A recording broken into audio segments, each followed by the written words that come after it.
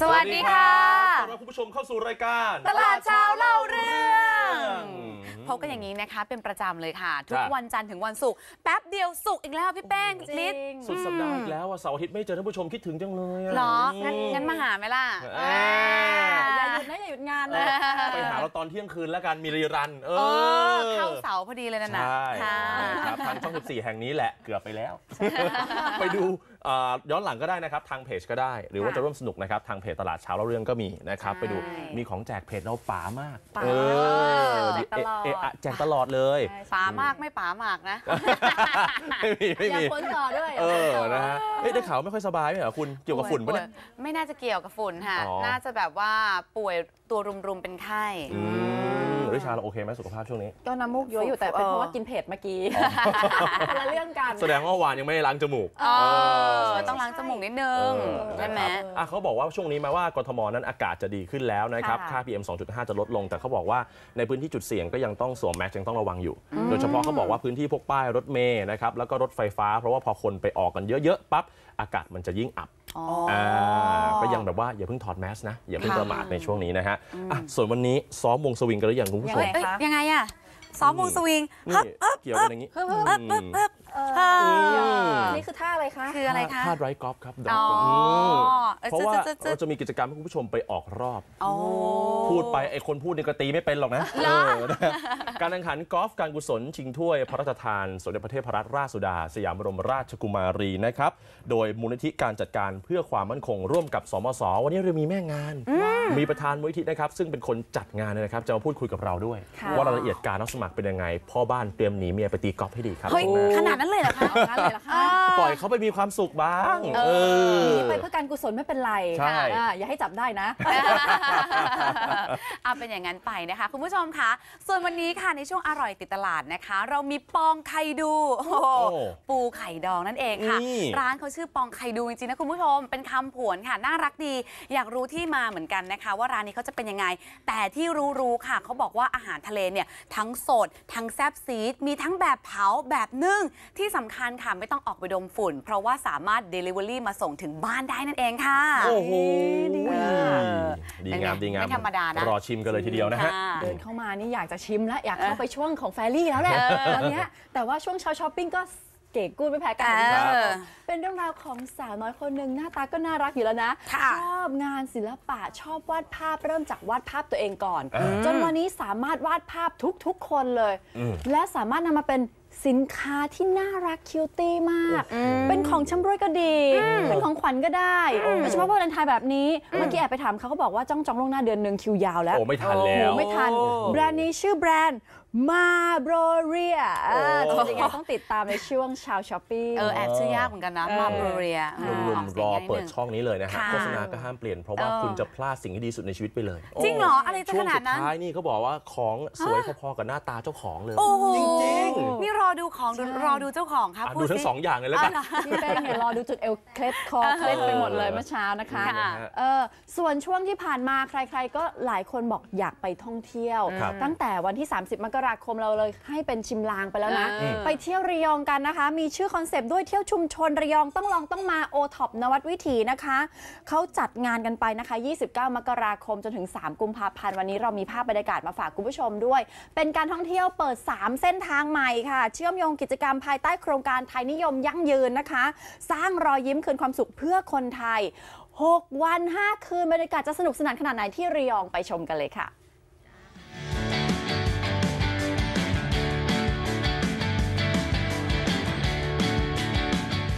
ชุมชนระยองต้องลองต้องมาโอท็อปนวัดวิถี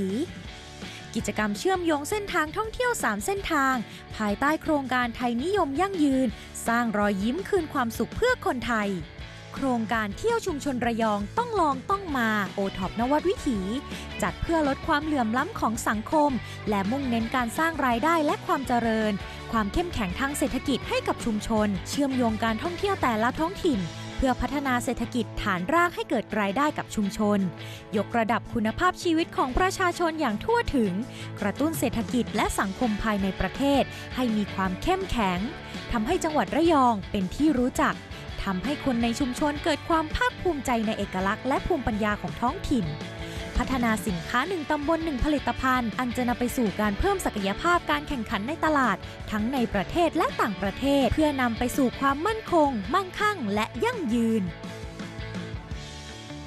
สำหรับเส้นทางท่องเที่ยว3เส้นทางโดยเลือกเยี่ยมชม20จุดท่องเที่ยวใน8อำเภอจากทั้งหมด40หมู่บ้านเส้นทางที่1ท่องเที่ยวเศรษฐกิจตามเส้นทาง EEC ที่อำเภอบ้านค่ายและอำเภอนิคมพัฒนาจุดที่1หมู่บ้านตาขันเยี่ยมชมพระเจ้าอินสารพระพุทธรูปไม้ไผ่จากประเทศพม่า1ใน3ของประเทศไทยกิจกรรมสาธิตการดำนาณโรงเรียนวิบูลย์วิทยาชมบ่อปลานาผักบุ้งทุ่งลุงลอยเกษตรพอเพียงอันซีนแห่งบ้านตาขันเข้าสักการะหลวงปู่ทิมองค์ใหญ่ที่สุดในประเทศไทยและพระพุทธรูปที่ปั้นด้วยดินเหนียวรวมถึงคุ้มขุนแผนพรายกุมารณวัดละหารไร่จุดที่2หมู่บ้านชากอ้อยชมสินค้าโอท็อปของดีชุมชนที่บ้านผู้ใหญ่สวนผักไฮโดรสาธิตการทำหมูเส้นอารมณ์ดีและชมสินค้าน้ำพริกหมูซีดณศูนย์ผลิตและแปรรูปผลิตภัณฑ์ชุมชนบ้านชากอ้อยจุดที่3หมู่บ้านเขามะพูดชมการสาธิตการทำสับปะรดกวนณศูนย์การเรียนรู้บ้านเขามะพูดจุดที่4หมู่บ้านไผ่กราบสักการะพระพุทธรูปป่าเลไลพระประจำวัดเกาะเช็คอินถ่ายรูปร่วมกันที่สายลมชมบัวแลนด์มาร์คแห่งบ้านไผ่เส้นทางที่2ท่องเที่ยวมนต์เสน่ห์วิถีชาวเลที่อำเภอบ้านฉางอำเภอเมืองและอำเภอแกลงจุดที่5หมู่บ้านพยูนเดินลอดสะพานมังกรเพื่อความเป็นสิริมงคลและร่วมสักการะศาลหลวงเตี่ยบ้านพยูนณหาดพยูนเช็คอินถ่ายรูปปั้นครอบครัวปลาพยูนที่แกะสลักด้วยหินแกรนิตณหาดนรินทร์จุดที่6หมู่บ้านประชุมมิตรเที่ยวชมชิมพุทราณสวนพุทราจัมโบ้คุณวารินรับชมวิวริมชายหาดพลาจุดที่7หมู่บ้านพลาเยี่ยมชมสินค้าโอท็อปของดีชุมชนณหลังสะพานปลาวัดพลาเข้าสักการะหลวงพ่อโตปริสุทธโธณวัดพลาสักการะสมเด็จพระเจ้าตากสินและเรียนรู้ประวัติศาสตร์ณพระพลาที่ประทับสมเด็จพระเจ้าตากสินจุดที่8หมู่บ้านสะพานหินรับชมการสาธิตการทำน้ำพริกแกงณศูนย์การเรียนรู้ชุมชนบ้านสะพานหินเยี่ยมชมคุ้มกินเป็นลืมป่วยจุดที่9หมู่บ้านมาบจันทร์กิจกรรมการทำฝายณโครงการป่าชุมชนบ้านมาบจันทร์เยี่ยมชมสวนสละและแปรรูปผลไม้คุณระเบียบและสวนทุเรียนณจรูนจุดที่10บ้านธงหงทำการบูนหอมโมบายเปลือกหอยจักสารจากเส้นพลาสติกเดินขึ้นเขาดินสอตามหาหินดินสอความมหัศจรรย์ของธรรมชาติและสักการะรอยพระพุทธบาทจุดที่11หมู่บ้านเนินค้อทำขนมนิ่มนวลขนมประจำจังหวัดระยองจุดที่12หมู่บ้านเนินทรายทำขนมกระยาศาสตร์ก๋วยเตี๋ยวผัดกุ้งณลานหน้าสะพานรักแสมเดินสัมผัสบรรยากาศความสวยงามของแหล่งท่องเที่ยวเชิงอนุรักษ์ณสะพานรักแสมจุดที่13หมู่บ้านแสมผู้นั่งรถ3ล้อพ่วงเพื่อมาล่องเรือชมธรรมชาติและแหล่งท่องเที่ยวเชิงอนุรักษ์ธรรมชาติป่าชายเลนคลองแสมผู้เส้นทางที่3ท่องเที่ยวอารยธรรมดื่มด่ำธรรมชาติที่อำเภอเขาชะเมาอำเภอวังจันทร์และอำเภอปลวกแดงจุดที่14บ้านมะเดื่อรับชมการสาธิตการทำน้ำพริกเผาสับปะรดสดณลานหน้าวัดถ้ำเขาโบสถ์จุดที่15หมู่บ้านเขาน้อยเยี่ยมชมสินค้าโอท็อปของดีชุมชน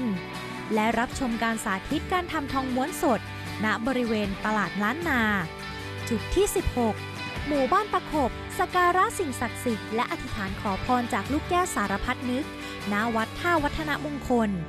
จุดที่17หมู่บ้านคลองไผ่เยี่ยมชมสินค้าโอท็อปของดีชุมชนและรับชมการสาธิตการทำชาดอกดาวเรืองจุดที่18หมู่บ้านแก่งหวายรับชมการสาธิตการทำหอยจ้อทอดมันปลากรายและกุ้งชุบแป้งทอดจุดที่19หมู่บ้านพัฒนาผัง2ชมสาธิตการทำสับปะรดกวนณบริเวณศาลริมน้ำไร่ไพรวันและจุดสุดท้ายจุดที่20หมู่บ้านชากมันเทศชมสวนเมลอนพินกรีนฟาร์มชิมเมลอนสดๆจากต้นเต็มอิ่มกับ20จุด3เส้นทางท่องเที่ยวใน8อำเภอจากทั้งหมด40หมู่บ้านภายใต้โครงการไทยนิยมยั่งยืนสร้างรอยยิ้มคืนความสุขเพื่อคนไทยเที่ยวชุมชนระยองต้องลองต้องมาโอท็อปนวัดวิถี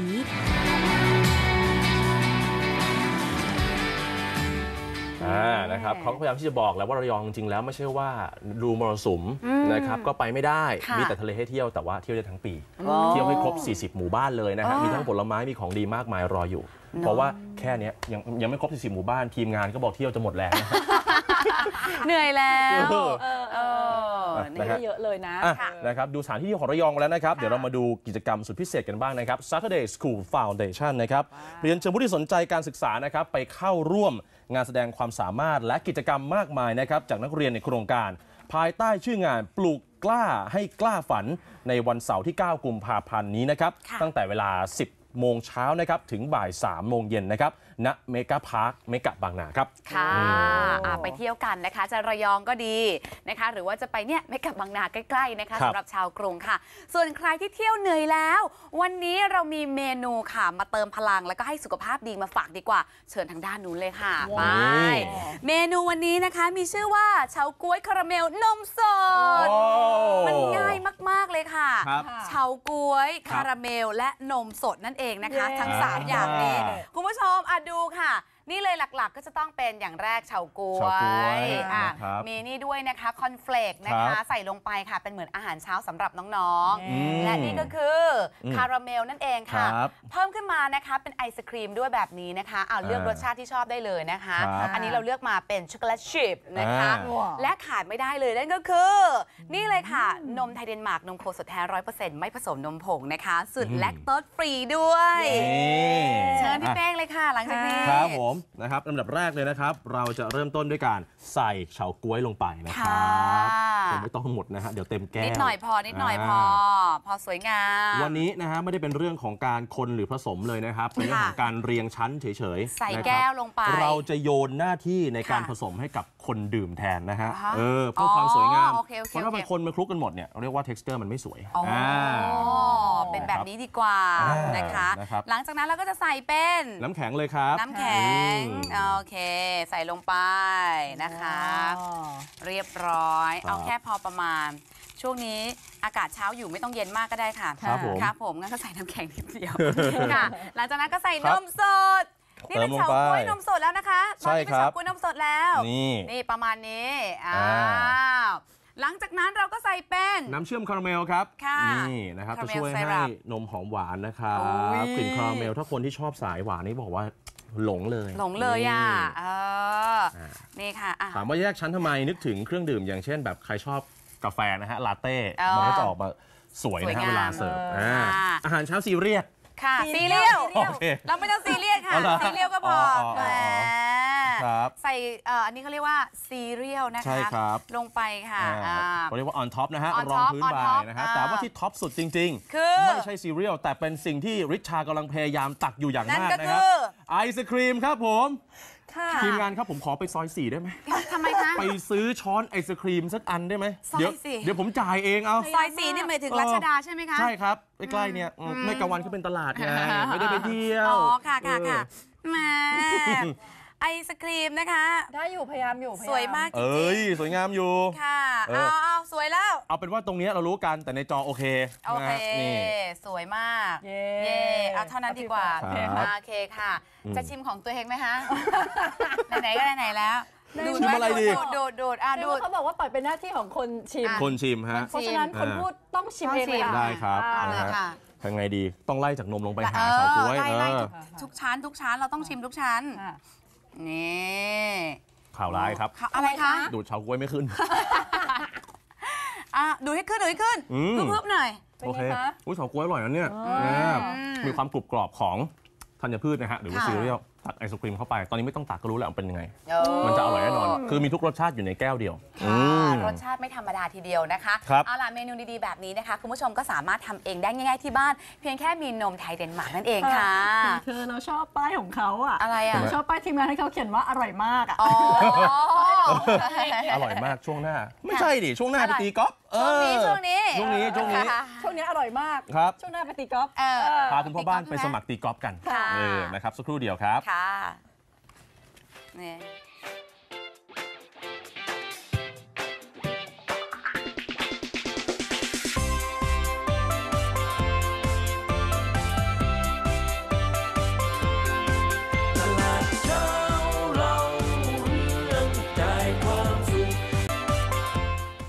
บอกไว้นะฮะคุยเปิดใจวันนี้เอาใจคนที่ชอบกีฬากอล์ฟนะฮะโอ้อยากจะไปสมัครกอล์ฟอยากจะไปเล่นกอล์ฟชิงรางวัลกันนะฮะวันนี้กิจกรรมดีๆมาถึงแล้วนะครับสำหรับรายการกอล์ฟการกุศลนะครับชิงถ้วยพระราชทานสมเด็จพระเทพรัตนราชสุดาสยามบรมราชกุมารีนะครับกับมูลนิธิการจัดการเพื่อความมั่นคงร่วมกับสมสนะครับซึ่งผู้ที่จัดงานนะครับหรือว่าเป็นประธานนะครับในงานนี้อยู่กับเราแล้วนะครับขอต้อนรับพลเอกจรัญกุลวณิชนะครับประธานมูลนิธิการจัดการเพื่อความมั่นคงนะครับสวัสดีครับ สวัสดีครับท่านผู้ชมครับสวัสดีครับ โอ้โหท่านดูแข็งแรงมากเลยนะคะ ก่อนเข้ารายการได้ถามนะคะถึงที่มาที่ไปกันด้วย คือก่อนที่จะพูดถึงเรื่องของการแข่งขันเนี่ยอยากให้คุณผู้ชมทุกท่านค่ะได้ทราบถึงที่มาที่ไปของมูลนิธินิดนึงค่ะท่านค่ะมูลนิธิการจัดการเพื่อความมั่นคงนี่นะครับเป็นมูลนิธิที่เราตั้งขึ้นที่แท้ที่จริงเนี่ยเพิ่งเกิดเมื่อปีที่แล้วนี่เอง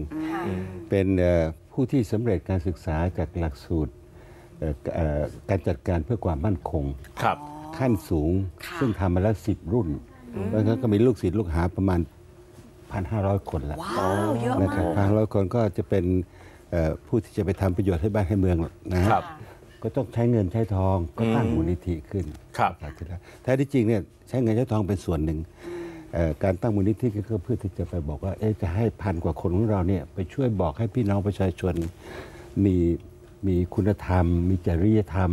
ได้ช่วยเหลือสังคมยังไงกันบ้างนั่นประการที่1ประการที่2ก็คือเราก็จะโดยเหตุที่สัมพันธ์เกี่ยวกับหลักสูตรต่างๆของวิทยาลัยป้องกันราชอาณาจักรเราก็จะส่งเสริมสนับสนุนให้ผู้ที่เป็นนักศึกษาเนี่ยได้ออกไปช่วยเหลือประชาชนนะครับไปถ้าภาษาฝรั่งเดี๋ยวนี้ก็บอกไป CSR ไป CSR ใช่ไหมครับไป CSR ก็ไปอันนั้นก็คือวัตถุประสงค์หลักกันนะครับก็ช่วยเหลือสังคมฟังแล้วดีจังอยากไปเรียนด้วยเลยค่ะยินดีครับอายุถึง50หรือยังโอ้ยเขามีเกณฑ์ด้วยเหรอคะปริมๆแล้วค่ะด้วยที่เป็นหลักสูตรการจัดการด้านความมั่นคงขั้นสูงก็ต้องเอาคนสูงอายุนิดหน่อยมีประสบการณ์นิดหน่อยไปช่วยกันแต่ขณะเดียวกันเราก็มีรุ่นกลางหนุ่มสาวขนาดนี้นะครับคือมีรุ่นกลาง35ขึ้นไปถึง45ไปรุ่นนั้นก็ได้ครับเดี๋ยวรออีกสัก 3-4 ปีไปเรียนได้มีรุ่นจิ๋วลงไปอีกมีรุ่นจิ๋วมีรุ่นจิ๋วลงไปอีกครับก็เราก็ค่อยๆบอกไปเนี่ยนะครับคือในช่วงนี้เราจะนึกว่าคนก็บอกว่าโอ้ไอ้นั่นก็ไม่ดีมันดีก็ไม่ดีก็ขึ้นมาในศัพท์ราชการที่ว่าคุณธรรมมันไปไหนเราก็ช่วยกันบอกให้มีคุณธรรมสื่อตรงสื่อสัตย์อย่าโคตรอย่าโกงครับเป็นที่เดียวกับวปอป่ะฮะวิทยาลัยป้องกันราชอาณาจักรผมอยู่ที่สมาคมวิทยาลัยป้องกันราชอาณาจักรที่นั่นเลยค่ะพูดง่ายว่าเป็นการรวมตัวกันให้สังคมมีความมั่นคงมากขึ้นในทุกมิตินั่นเองใช่ไหมคะช่วยกันครับแล้วดำเนินการยังไงกันบ้างคะหลังจากก่อตั้งมาปีกว่าๆเนี่ยค่ะปีกว่านี่นะครับก็เราจะออกอากาศทางวิทยุนะครับ Best Forever ครับดีที่สุดตลอดกาลดีที่สุดตลอดกาลครับเพราะงั้นเราทำแต่เรื่องดีเรื่องที่ไม่ดีเราไม่ทำพยายามมีกิจกรรมเรื่องดีๆกันนะฮะถามถึงความร่วมมือนะครับระหว่างมูลนิธิการจัดการเพื่อความมั่นคงนะครับร่วมกับสมสหรือว่าชมรมศิษย์เก่านะครับหลักสูตรบริหารจัดการด้านความมั่นคงขั้นสูงในการแข่งขันกอล์ฟการกุศลในครั้งนี้หน่อยฮะรายละเอียดเป็นยังไงบ้างครับกอล์ฟที่จะแข่งกันนี่นะครับแข่งกันวันดีซะด้วยคือวันวาเลนไทน์ว้าววันแห่งความรักเพราะงั้นเราก็เอาความรักที่มีอยู่ต่อกันเนี่ยออกกำลังออกกำลังแล้วก็เมื่อออกกำลังแล้วก็เก็บเงินกันนิดหน่อยเพื่อที่จะไปทำการกุศลเราก็เผื่อแผ่ความรักเนี่ยให้กับพี่น้องประชาชนทั่วไปแข่งกันวันที่14วันพฤหัสนะครับ14กุมภาพันธ์วัตถุประสงค์ก็คือ1มีรายได้ส่วนหนึ่งก็จะไปทุนเกล้าทุนกระหม่อมถวาย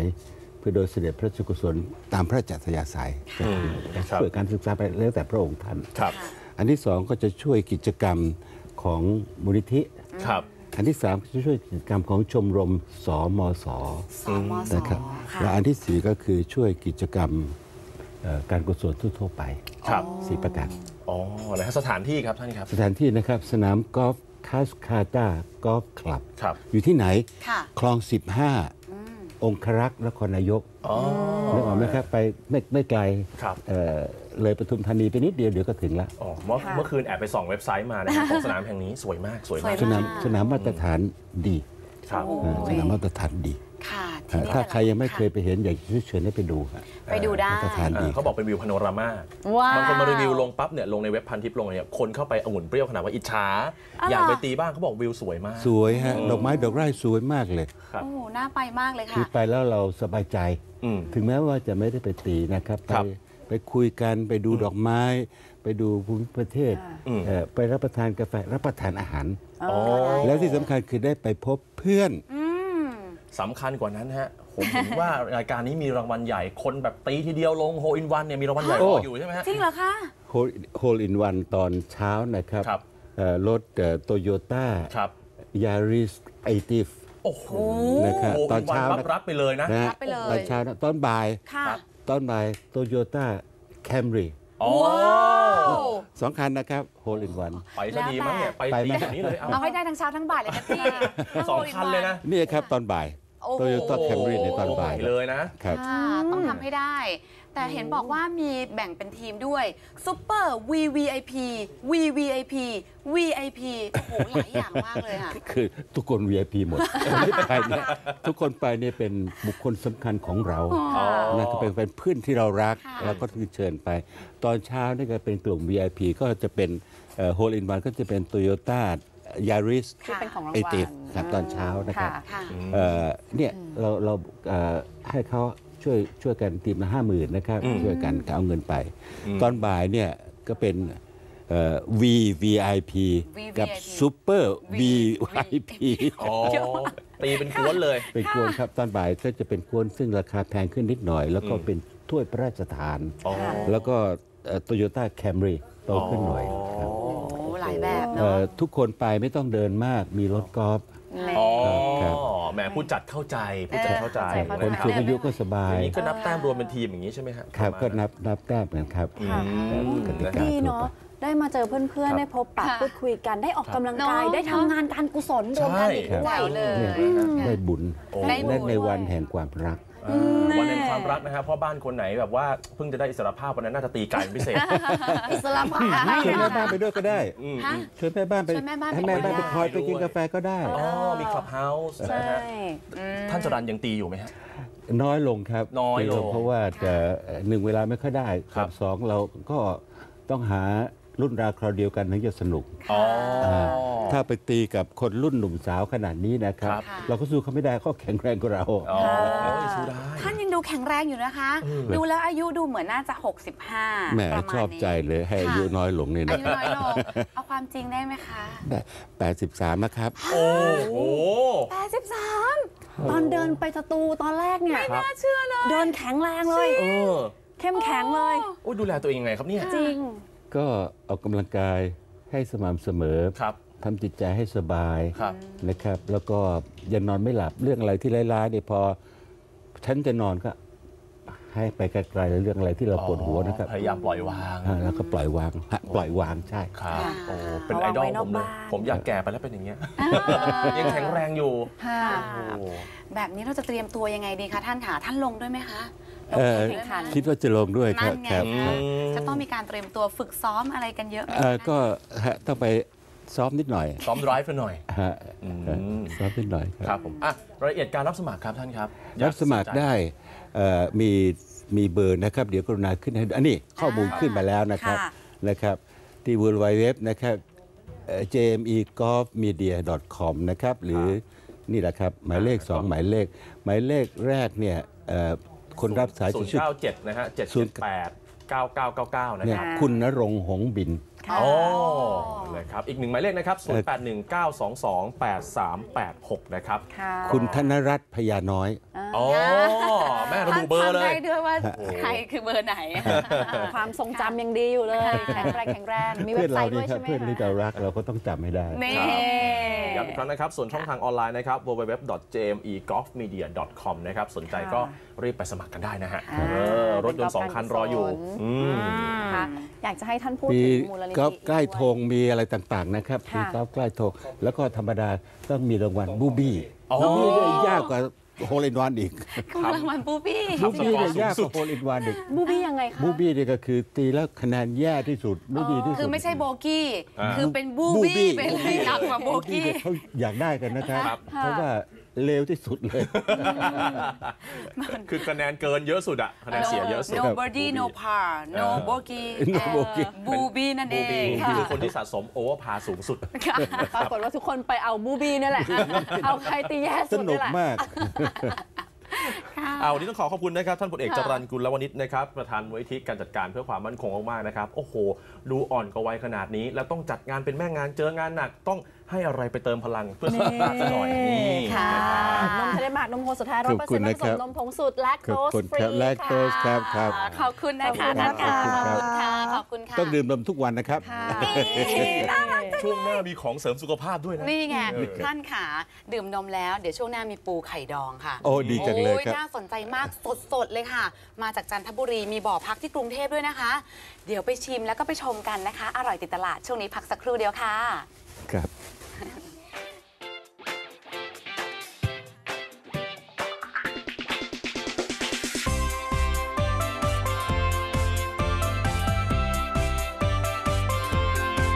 ตลาดเช้า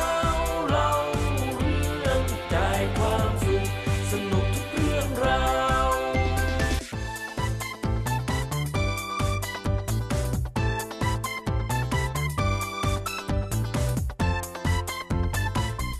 ปองไข่ดูปูไข่ดองค่ะ วันนี้เรามีร้านปูไข่ดองที่มีชื่อว่าปองไข่ดูค่ะ มาฝากคุณผู้ชมนั่นเองนะคะ ร้านนี้ไม่ใช่แค่ดองนะคะ ยังมีทั้งเผา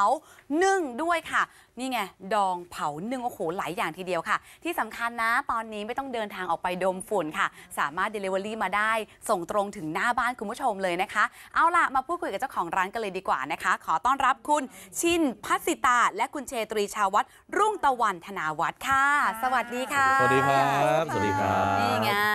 เผานึ่งดองชอบมากเลยนะคะ ได้หมดเลยนะฮะ นี่ไง ปองใครดูถาม ค่ะ ชื่อก่อนเลย เอามาจากไหนครับเนี่ยชื่อนี้ ก็ปองไคดูตอนแรกที่เราจะเริ่มทำเนี่ย ครั เราลองทำสูตรปูดองมา ครับ ผมก็ไม่รู้ว่าใครทำมา ผมก็ถามเนี่ยใครดองปู อ๋อ ใครดองปู ไปถาม ใครดองวะ ลองเลยลองใครดู ถามด้วยความสงสัยค่ะ หลังจากนั้น เราก็ชอบผวนเนี่ยเราก็เลยตั้งชื่อแบบคิดไม่ออกก็ปองใคร คำผ ดู วน ปูไข่ดองปองใครดู ใช่ โอเค นี่ไงก็เลยเป็นที่มาของชื่อ ใช่ครับ ร้านแบบว่าน่ารัก แต่ทีนี้ค่ะ ด้วยความที่มีความสดใหม่แล้วเนี่ยแค่ดูแค่เนี้ยคือรู้เลยว่าเป็นคนที่หาของสดได้เก่งมาก จริง แล้วก็น้ำจิ้มนี่เขาบอกว่ารสชาติเด็ดด้วย แสดงว่าต้องมีความรู้ทางด้านอาหารหรือเปล่า หรืออะไรยังไงอธิบายนิดนึงค่ะ ค่ะจริงๆแล้วก็น้ำจิ้มของเรานะคะ คือเป็นสูตรเด็ดจากจังหวัดจันทบุรีคือพวกเราอยู่บ้าน เป็นคนจันทร์ เป็น เป็น ค คน น จั จั น น ทร์ ทร์ใช่แล้วก็ที่จานเนี้ยค่ะจะเรียกน้ำจิ้ม พริกเกลือ ว่าพริกเกลือ เอาพริกเกลือ ใช่แล้วคือของเราก็คือจะเป็นสูตรเด็ดจากทางบ้านเราเองก็คือ และ จะใช้เป็นแบบ ค่ะ ว่า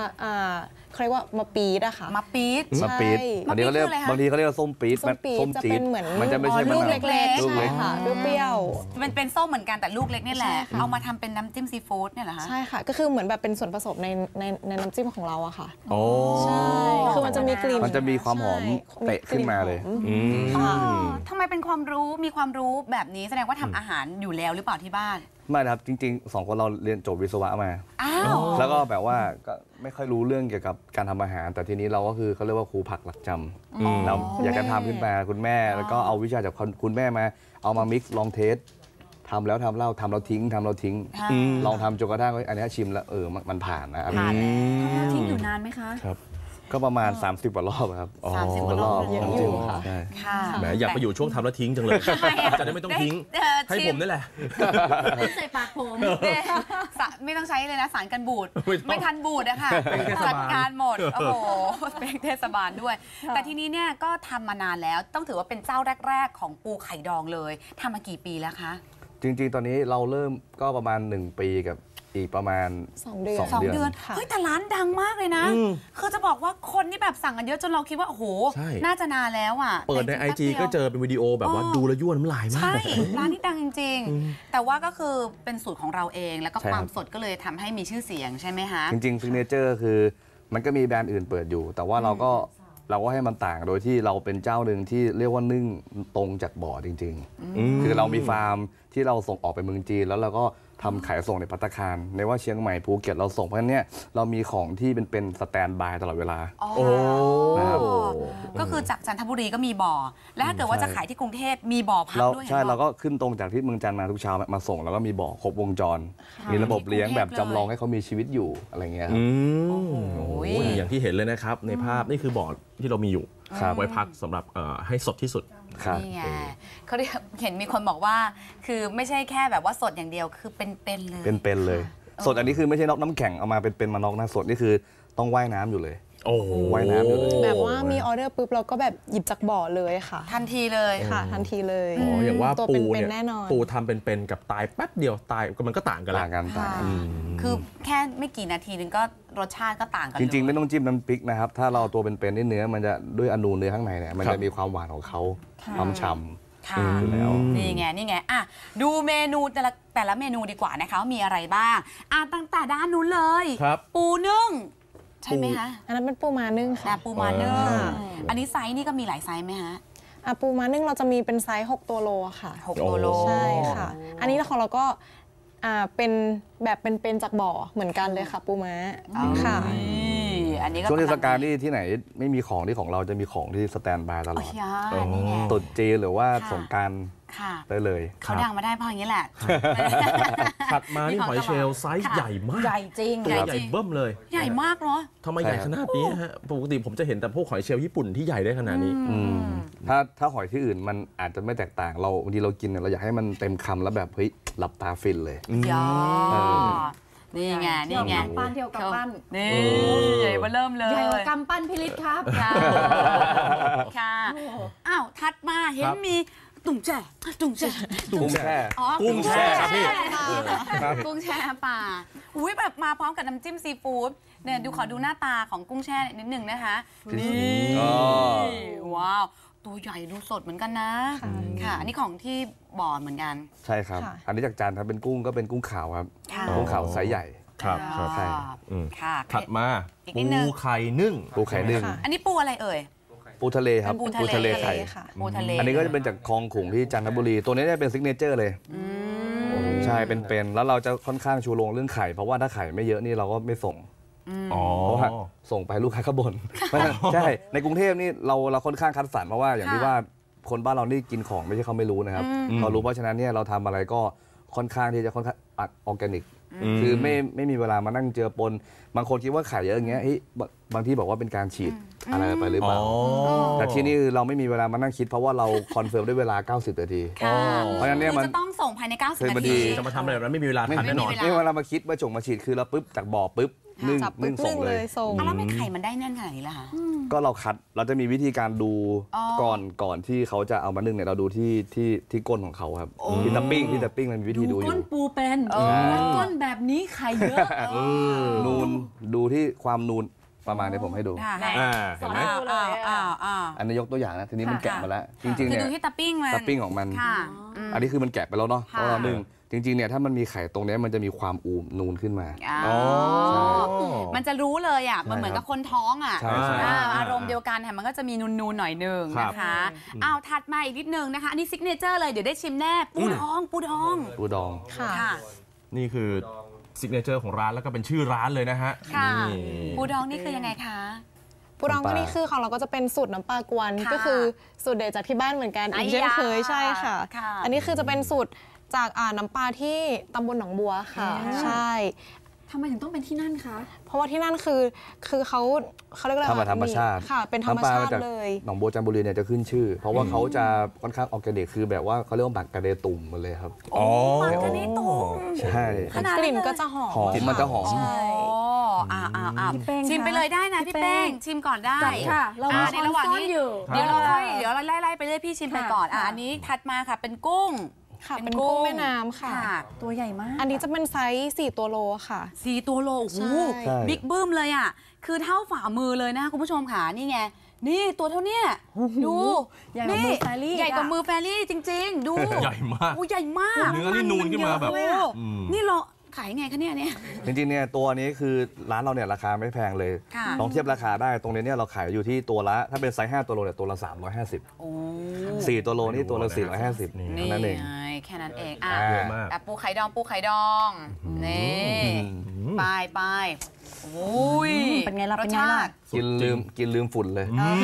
ปี๊ดเป็นไงได้ชิมกับมะปี๊ดไหม ค่ะ ไม่ได้ชิมครับ จิ้ม คือตอนแรกอยากตัดสินด้วยรสชาติของตัวน้ำปลาก่อน แล้วก็ไข่ปูก่อนนะฮะ ค่ะ ต้องบอกว่าตัวเองเนี่ยไม่ใช่สายกินแบบของปูดองเลยนะ แต่ว่าอร่อยมากจริงๆ คือว่าตัวน้ำปลาเนี่ยมีรสที่เค็มเข้าไปตัดกับความมันของไข่ปูอยู่แล้วนะฮะ แต่ว่าน้ำปลามันไม่ได้คาวไม่ได้เหม็นเหมือนที่เราเคยคุ้นชินนะครับ คือสามารถกินน้ำปลาเปล่าๆยังได้เลยนะครับ แล้วก็ไข่ปูเนี่ยสดแล้วก็มันมาก ได้ค่ะถัดมาเมนูนี้กันบ้างดีกว่าค่ะ นี่เลยกั้งโอ้ยตัวเบล่มเลยอ่ะคุณผู้ชมดูสิ อันนี้เป็นกั้งจันทบุรีเหมือนกัน ใช่ครับ โอ้โห อันนี้ตัวหนึ่งนี่ประมาณเท่าไหร่คะ ตัวนี้นี่ประมาณ 9-10 นิ้วครับ 9-10 นิ้ว เป็นไซส์ใหญ่จริงๆเนี่ยเขาเรียกว่ากั้งจัมโบ้ซึ่งมันหาค่อนข้างยาก โอ้กี่ ตัวนี้ โลเยคะ ตัวนี้ประมาณ4-5 ตัวโล โอ้โห นี่ก็ใหญ่มาก อันนี้ค่อนข้างเป็นซิกเนเจอร์ไม่มีที่อื่นมีนะครับ ค่ะ ซึ่งตัวนี้เนี่ยยืนยันว่าต้องใช้ตัวเป็นจริงๆ เพราะว่าถ้าไม่เป็นปุ๊บเนื้อมันหายเลย โอ้ เข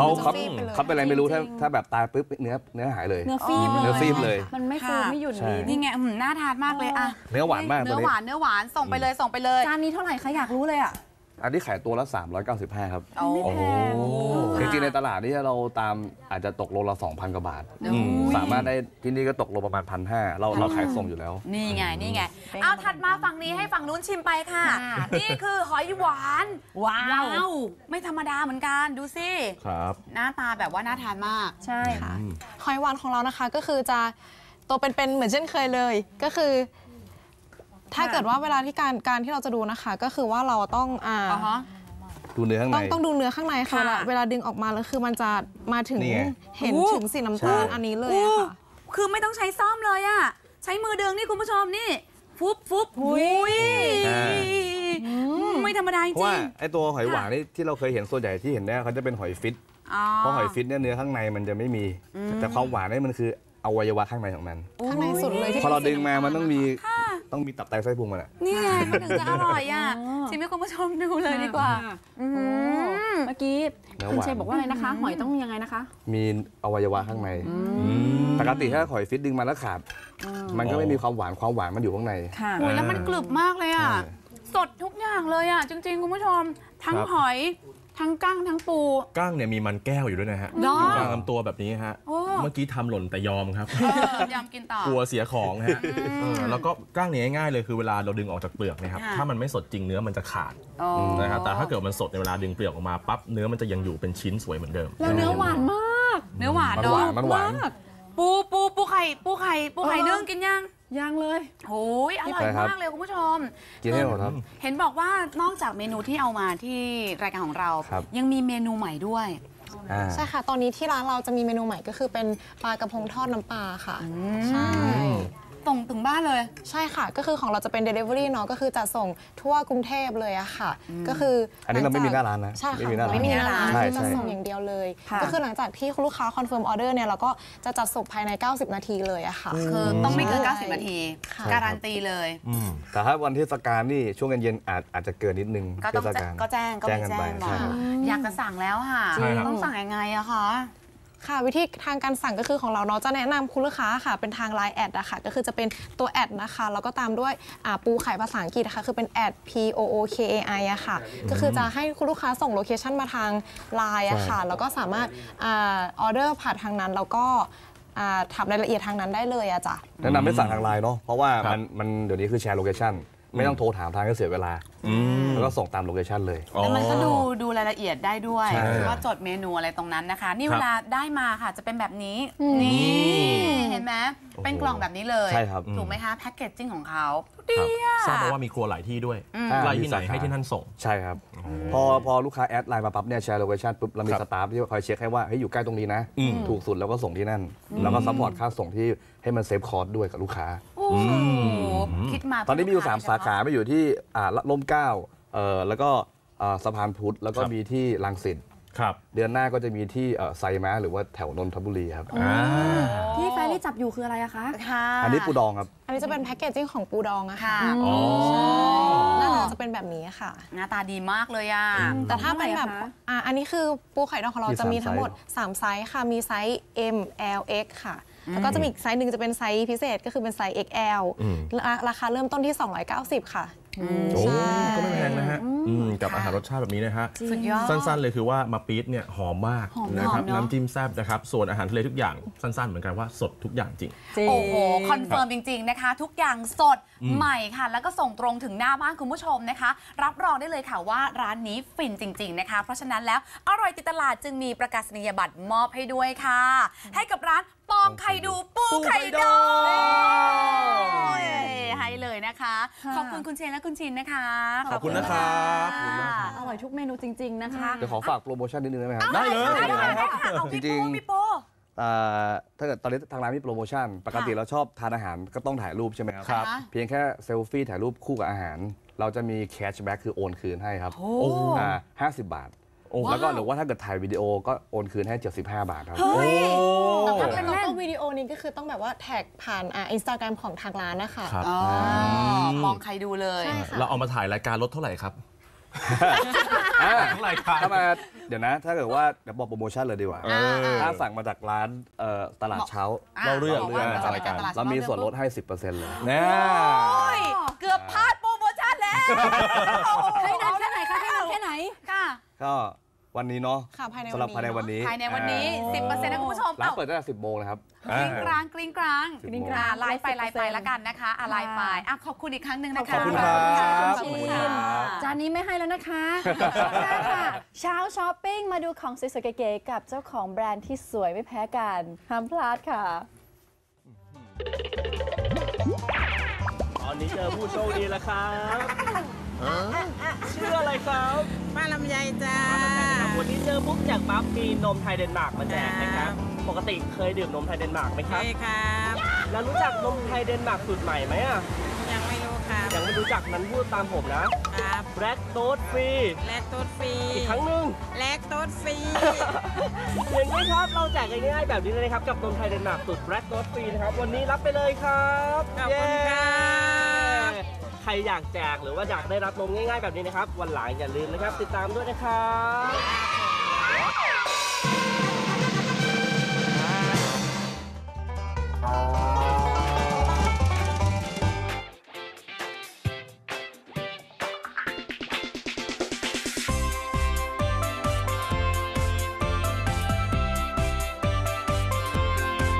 ตลาดเช้า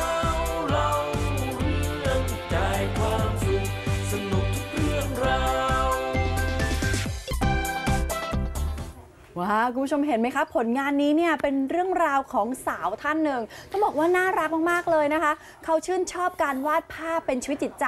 เริ่มจากวาดภาพตัวเองก่อน นี่คือหน้าของเธอแบบเป็นการ์ตูนนะคะ จนสามารถสร้างเป็นแบรนด์ได้ โอ้ยจริงจังเลยทีเดียวแหละตอนนี้นะคะ ส่วนนี้เป็นหน้าลิชาค่ะเอาเป็นว่าคุณผู้ชมถ้าอยากมีหน้าเป็นของตัวเองแบบเป็นผลิตภัณฑ์แบบนี้มาพบกับเธอเลยนะคะ น้องเมย์ธนัทนันท์โพเจริญเจ้าของร้านมาโบรเรียแฮนด์เมดค่ะ สวัสดีค่ะสวัสดีค่ะ ให้เชิญเข้ามาแบบนี้น้อง ค่ะ น้องน่ารัก จะให้ดูความสวย เสียงสามอ่ะ ค่ะผมมาแล้วเนี่ย ชื่อเล่นชื่ออะไรนะครับ เมย์ค่ะ เอาเขาพูดอยู่ไม่ได้ยินเลยเหรอหูเหออึ้งไปหมดใช่ไหมเนี่ย อยากถามด้วยตัวเอง ตะกี้ได้ข่าวภรรยาเพิ่งโทรมา เพิ่งวางสาย อ๋อชื่อเมย์ใช่ไหม แค่นั้นดูอยู่แน่ๆน้องเมย์ดูแบบว่าเป็นแบบคนแบบติดอาร์ต ค่ะ ใช่ไหมเรียนด้านนี้ ใช่ค่ะ เรียนศิลปกรรมมาค่ะ อ๋อ แล้วก่อนเรียนศิลปกรรมคือวาดรูปตั้งแต่ก่อนเรียนอยู่แล้วไหมคะ ใช่ค่ะ เป็นคนชอบวาดรูปอยู่แล้ววาดเวลาว่างเราก็วาดรูปการ์ตูนหน้าเราส่วนใหญ่จะเป็นอยากวาดหน้าตัวเองเรื่อยๆวาดเล่นๆมาเรื่อยๆอย่างเงี้ยค่ะ จำความได้ว่างแต่เมื่อไหร่คะ ตั้งแต่เด็กเลยค่ะ ตั้งแต่เด็กเลย ใช่ ก็เลยมาเรียนทางด้านนี้เลย ใช่ค่ะ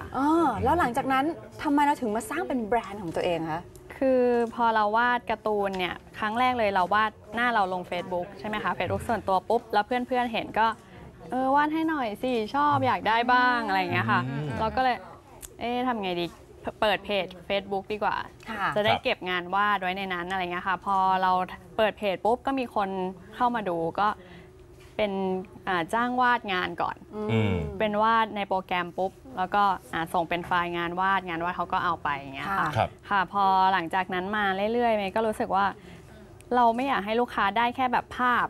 แล้วก็ทำอะไรดีก็เลยมาเป็นตัวนี้ก่อนพวงกุญแจเรซินเนี่ย พวงกุ ค่ะ ญแจเรซินแบบนี้ ใช่เป็นพวงกุญแจเรซินก็คือเป็นชิ้นเป็นอันแล้วเขาได้รับไปเขาก็ มีของไปกับเขาแล้วไม่ใช่แค่ภาพวาดเท่านั้นอะไรเงี้ยค่ะ ครับ คนที่ได้รับไปก็เป็นพวงกุญแจพกติดตัวไปได้เลย เป็นหน้าเขาเอง มีชื่อด้วย ใช่ แล้ววันนี้เนี่ยมีภาพพิธีกรเป็นพวงกุญแจเรซินครบทุกคนเลย ใช่ค่ะพิเศษเลย น่ารักอ่ะ นี่แฟรี่อันนี้ โอ้ยเซอร์ไพรส์มาก น่าราว ครับ ผมนี่เหมือนไหมล่ะนี่ อ่ะพี่แป้งถือ แอบดูเลยนี่ โอ้ดู เฮ้ยมีรักยิ้มเหมือนกันด้วย จริง เฮ้ย เขาสังเกตรายละเอียดว่าอย่างนั้น ของพี่แป้งนะคะ ครับ นี่ดู มุงมิ้งอ่ะมีทั้งของพี่เล็ก โอ้โห พี่โอไม่มา เที มี ยบ ข เลย องพี่โอด้วยนะ นี่ไงพี่โอ โอ้โห เทียบไว้ให้พี่โอเห็น นี่ เผื่อพี่โอ ไง มาย้อนดู ทำไมถึงทำได้เหมือนขนาดนี้คะเนี่ยไปแอบดูอะไรเรามาหรือเปล่า ง่ายๆเลยค่ะ แค่ส่งรูปมาให้เมย์ก็วาดให้เลย อ๋อ เขาส่งไปก็วาดได้เลย ใช่ ก็จะเป็นลายเส้นของเราเองเนาะ ใช่ เท่าที่เห็ เป็นลายเส้นของ โอ้ เรา ยสวย น่ารักมากเลยอ่ะ ส่วนใหญ่งานของเราที่เป็นเอกลักษณ์ก็คือลักษณะเป็นงานลายเส้นที่พูดถึงความเป็นเอกลักษณ์ของใบหน้าคน ค่ะ ใช่ไหมคะ ใช่ค่ะ ปกติแล้วมันจะเป็นแบบว่าดึงเอกลักษณ์ของใบหน้าจะเป็นพวกงานล้อเลียนวาดรูปหัวโต ใช่ แต่อันนี้เรา ค่ะ ออกมาเป็นงานอาร์ต ใช่ เจ้าของดูดีดูไปด้วยดูแบบไม่ถูกล้อเลียน นี่ไงมีเยอะมากเลยหลายคนก็มาสั่งทำเป็นหน้าเราบ้าง หน้าแฟนบ้าง ค่ะ หน้าพ่อแม่บ้าง สัตว์เลี้ยงก็มี อ๋อ ค่ะ เหรอ สุนั อ๋ ข อนี่ แมว อ๋ออ อะไรของ มา ของ คู่ เจ้าของ กัน เองนี่ได้หมดเลย ค่ะ โอ้ บางทีก็รถยนต์รถมอเตอร์ไซค์อะไร ที่ ก็ รัก มี ที่ชอบ ของแบบของเขาเอง ของ อะค่ะ เขาเอง ใช่ ค่ะ เริ่มจากงานเขียนมือก่อน จนตอนหลังที่บอกว่า ใช่ มาเขียนในโปรแกรมคอมพิวเตอร์ใช่ไหมคะ ค่ะ แสดงว่าผลิตภัณฑ์ตอนนี้ของมาโบรเรียก็จะเป็นแนวแบบว่าเป็นงานอาร์ตผ่านทางกราฟิกคอมพิวเตอร์แล้ว ใช่ค่ะ แต่ว่าเป็นเราเนี่ยแหละที่เป็นคนเพ้นท์ ใช่ ยากไหมคะ ไม่ยากค่ะ คือถ้าเป็นงานพวกเนี้ยจะเป็นงานที่เป็นกราฟิกคอมและจะเพ้นในโปรแกรม แต่พวกหมอนเนี่ยค่ะจะเป็นเราจะดึงคาแรคเตอร์ออกมาเป็นการ์ตูน ค่ะ ซึ่งจะไม่ค่อยเหมือนงานเลซินงานเลซินจะออกแนวเหมือนตัวจริงมากกว่า เหมือนตัวจริง อ่า ครับ ค่ะ อันนี้จะดูการ์ตูนนิด ใช่ นึง ถ้าเป็นพวกหมอนก็เราอยากให้น่ารักหน่อยอ่ะ เป็นหมอนเนาะก็น่าจะเป็นการ์ตูนแล้วก็จะดึงคาแรคเตอร์ของแต่ละคนมาอย่างเงี้ยค่ะ ค่ะ ใช่ อย่างอันนี้เขาชอบนกฮูกมากสองคนนี้เขาก็ฉันอยากได้หน้านกฮูกอะไรอย่างเงี้ยใช่เราก็เลยใส่หน้ากากให้หน่อย แต่ก็ยังแบบเป็นหน้าเขาอยู่นะอะไรอย่างเงี้ยค่ะ ยังดูออกว่าเป็นหน้าเขา ใช่ นี่ไงนี่ไงเก๋ๆอย่าง ใช่ ค่ะ คอนใหม่เลยป่ะครับคอลเลคชันใหม่เลยป่ะสำหรับหมอน ใช่ค่ะคอลเลคชันใหม่เลยหมอน อย่างมอสเนี่ยชิ้นหนึ่งเท่าไหร่คะ อันนี้ 750 ค่ะ 750 รวมส่งรูปแล้วออกแบบ รวมส่งค่ะ เรียบร้อยเลย ทั้งหมด พวงกุญแจ พ ล่ะ วง คะ กุญแจอันนี้เริ่มต้น 1 หน้าเนี่ย250 บาทเท่านั้นเอง บวกชื่อด้วย บวกชื่ออีก 50อย่างเงี้ยค่ะ 50 ก็ครบ 1 ชิ้นก็300 บาท อันนี้ ครับ 300แล้วเห็นบอกว่าเพิ่มจำนวนหน้าคนได้อีกด้วย ค่ะ คิดยังไงคะราคา ก็เพิ่มหน้าละ 80 ไม่แพง บวกเข้าไปเรื่อยๆได้ นี่นอกจากงานพวงกุญแจงานอาร์ตเป็นชิ้นๆรับเพ้นท์ด้วยไหมครับ ค่ะ ก็ถ้ามีเวลาว่างเราก็รับเพ้นท์ผนัง คืองานเพ้นท์ผนังเนี่ยเพิ่งมาเลยคือเหมือนเราไม่ได้ตั้งใจเลยค่ะ ค่ะ เพราะว่าเหมือนคนตอนแรกคนรู้จักเห็นเราทำอะไรพวกเนี้ยวาดรูปเพ้นท์อะไรได้เขาก็มาลองไหมมาลองเพ้นท์ผนังให้เขาพอได้ไปทำปุ๊บก็เลยมาเรื่อยๆเราก็ลงงานไว้ในเพจเราเงี้ยค่ะ ก็จะมีคนมาติดต่อเรื่อยๆ แต่รูปเมื่อกี้คนจะมองเจ้าของคนเพ้นท์มองน้องเมย์มากกว่านะคะ ครับผม เป็นคนสวยแล้วยังเพ้นท์ภาพวาดภาพสวยอีกด้วย อ๋อ นี่ก็ไปทำให้ร้านอาหาร ร้าน ใช่ไหมคะ ใช่ค่ะ ตัวแตก ตัวแตกบุฟเฟ่ต์นะฮะ นี่มีหลายอย่าง บางที่ก็เป็นเหมือนอันนี้เหมือนที่พักใช่ไหมฮะ ใช่ เป็นรีสอร์ท รีสอร์ทก็ทำได้ ใช่ จะเพ้นท์ตรงไหนก็ได้ เมย์ทำได้หมด ได้หมดเลยค่ะ ทุกที่ขอแค่ว่าบอกมา ใช่ แต่ก็จะเป็นลายเส้นของเราเอง ใช่แต่บางทีก็ลูกค้าอาจจะอยากได้รูปนี้ ครับ ได้ไหมอะไรเงี้ยได้หมด หรือว่าจะให้เมย์ออกแบบก็ได้ โอ้โห ค่ะ โอ้งานศิลป์ตั้งแต่ชิ้นแค่พวงกุญแจยันผนังบ้านเลยนะฮะ ใช่ คุณเมย์ทำได้หมดเลย จริง โอ้โห แล้วตอนแรกเนี่ยอาทิตย์หน้าจะวาเลนไทน์แล้ว หลายๆ คนบอกว่าน้องเมย์คะทำทันไหมคะ คิวคือ รอเดือนหนึ่งค่ะตอนนี้ คิวยาวไปแล้วนี่ ใช่ ก็ไม่นานหรอกเดือนเดียว ถ้าเกิดว่าเรารู้เวลาล่วงหน้าเราก็สั่งไว้ก่อนได้ ใช่สั่งไว้ก่อนได้ ใช่ไหม แต่วาเลนไทน์นี้ไม่ทันแล้วนะคะเอาไปจองเป็นคิวหน้าคิววันเกิดหรืออะไรอย่างนี้ได้เป็นของชำร่วยแต่งงานก็ได้ใช่ไหมคะถ้าเกิดว่าอยากจะแบบว่าเป็นเจ้าของจับจองแบรนด์มาโบรเรียบ้าง เป็นหน้าของเราเองเนี่ยติดต่อทางช่องทางไหนคะน้องเมย์ มี Facebook Fanpage นะคะ แล้วก็ไลน์ ID มาโบเลียค่ะ ครับ แล้วก็ Instagram มาโบเลียจุดแฮนด์เมดค่ะครับจะงานอะไรก็ติดต่อได้ทางช่องทางนี้เลยนะครับวันนี้ต้องขอบคุณคุณเมย์มากนะครับที่นำงานศิลป์มาฝากเรานะครับแถมยังรู้ด้วยว่าแหมขนาดระดับรีสอร์ทก็ไปทำให้ได้ด้วยนะฮะขอบคุณมากเลยนะครับคุณเมย์ครับขอบคุณค่ะหมดเวลาของรายการของเราแล้วนะคะเจอกันใหม่ในสัปดาห์หน้าวันจันทร์นะจ๊ะพักกันไปค่ะลาไปก่อนสวัสดีค่ะสวัสดีครับ